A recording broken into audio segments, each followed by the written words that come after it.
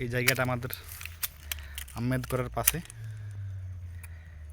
গুয়ালাবন বলি আমরা, মানে আমাদের গ্রাম থেকে যেটা পঞ্চায়েত দিকে যাচ্ছে। আগে এখানে প্রায় আসতাম, এখন আসিনি। আজকে আমি বেটার সঙ্গে এসেছি আমাদের এখানে গ্রামের ছেলেগুলার পিকনিক হবে, সেই জিনিসপত্রগুলো এসেছে। এই যে হাঁড়ি এখনও সব পৌঁছায়নি, আমরা আগে চলে এসেছি। আর আগে এই জায়গাগুলো ফাঁকা ছিল, কিন্তু এখন এই ঝুড়ে মানে পুরো চারদিকটা ভরে গেছে। এই যে গাছগুলো হয়েছে, আগে যখন আমরা আসতাম প্রায় প্রত্যেক দিনে, তখন এগুলো ফাঁকা ছিল, কিন্তু এখন এই জায়গাগুলো পুরো ভরে গেছে, মানে ঝুড় হয়ে গেছে। এইদিকে এদিকটা আগে শুধু বড় বড় গাছ ছিল, কিন্তু এখন ঝুড় হয়ে গেছে। আর এই শিশু গাছগুলোর পিছনে কাজু ভেলা গাছ প্রচুর আছে, প্রচুর কাজু ভেলা এই বনটার থেকে পাওয়া যায়। গ্রীষ্মকালে প্রচুর কাজু ভেলা হয়। আর এদিকে ল্যান্ড লেভেলিং অনেকটা হয়েছে অনেক জায়গা জুড়ে, যেগুলোর জন্য হয়তো আজকে প্রত্যেকটাতে আবার পিটগুলো আছে, যারাতে জল করা হয়, সঞ্চয় হয়ে থাকে, সেখানে জায়গাগুলোতে ঘাসে ভরে গেছে এই জায়গাগুলো। আর ওইদিকে কিছু দূরে ওইদিকে সবজিও লাগা হয়েছে। আর ওইদিকে আমাদের ক্রিকেট মাঠ, বাগান, আর এইদিকে ফুটবল মাঠ। আর এই যে আমার বেটুও এসেছে পিকনিক করতে। বেটু টাটা করে দাও, টাটা। এসেছে পিকনিক করতে আমার সাথে, থ্যাংক ইউ আপাতত। তারপরে দেখতে থাকুন শেষ পর্যন্ত পিকনিকে কী কী আইটেম থাকছি। ওই গ্রামের আর যেরকম সেরকম বেশি কিছু থাকবে এখানে, তাও দেখতে থাকুন। এই ধরনের প্রচুর ভেলা গাছ আছে বাগানটাতে, অনেক ভেলা গাছ। এদিকে আবার এদিকে আবার এই যে দেখুন গাছগুলা, এবং গাছগুলোর হাইট কিন্তু খুব কম। এই যে গাছগুলা প্রায় মাটির সাথে হয়ে গেছে, এই কাজু ভেলা গাছগুলা।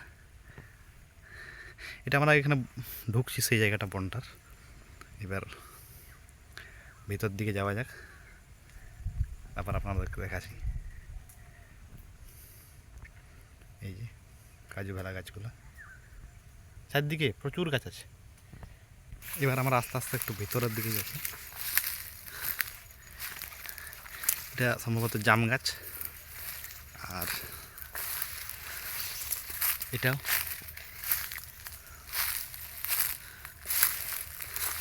ইদানিং মানে কিছুদিন আগে কমে গেছিল, কিন্তু ইদানিং এটা মানে বনটাতে প্রচুর খরগোশ, শিয়াল আর হুড়ার এসব কিন্তু প্রচুর হয়েছে। আগে অনেক কমে গেছিলো, কিন্তু ইদানিং অনেক বাড়ি গেছে এদের সংখ্যা।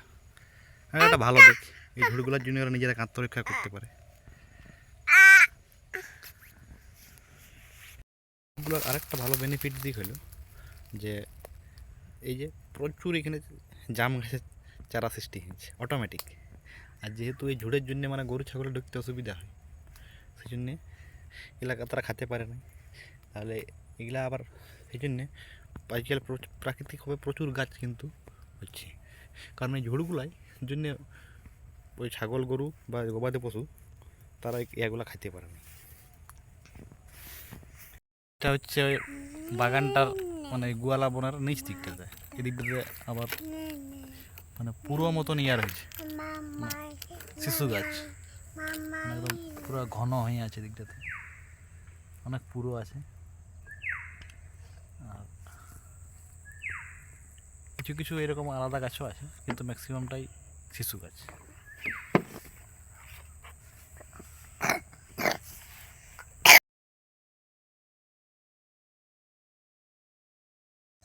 আর এই যে আমরা এই জটটাতে পৌঁছে গেছি। এই এই যে এই যে শীতকাল তো, তার জলের ইয়াটাও কম। আর এই দিক থেকে এটা বইয়ে এসেছে জটটা। এদিক থেকে বয়ে এসেছে, এই যে জল বইছে, সেটা খুবই নগণ্য, সামান্য। আর একটু তো পাথর ঢোকাতে যে পাথর ছুড়ছে এটাই এবার ফুর্তি।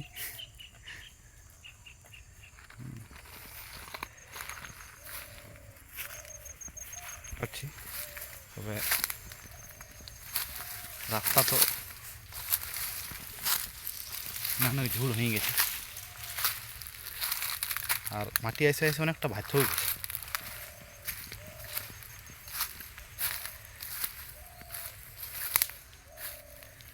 ওইদিকে আর যাচ্ছি না, এটা দিয়ে বহেছে। আর এদিকে ও পুরা ঘন ইয়া আছে, শিশু বাগান, এদিকে বাঁশ গাছ, এদিকে আবার ওই যে বনটা যেটা দিয়ে আমরা এলাম।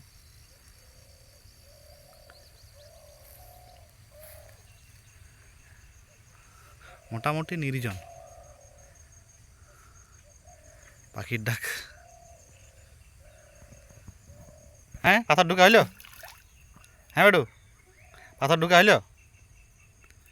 হ্যাঁ, চলো এখান থেকে চলো। তাহলে চলছে নাকি? অভয় কি চলছে?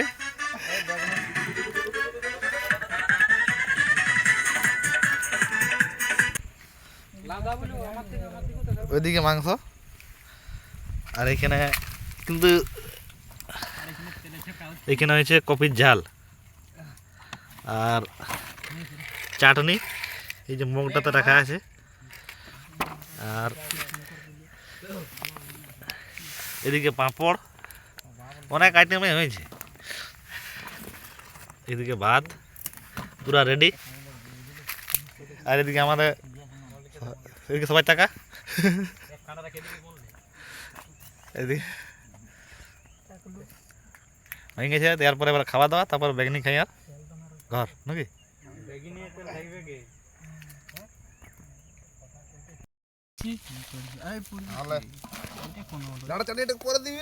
খাওয়া দাওয়া তাহলে শুরু হয়ে গেছে। একাই ছোটই থালা নিয়েছে, বাকি সবাই আমরা পাতা নিয়েছি, আর অভয় দুটা বেগনি নিয়েছে।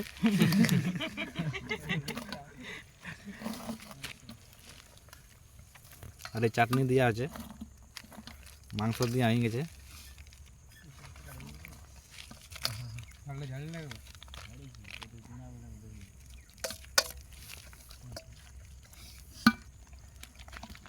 এই যে মল্লিক দিছে, যে বড় সড়া মিস্ত্রি ওটা আমাদের।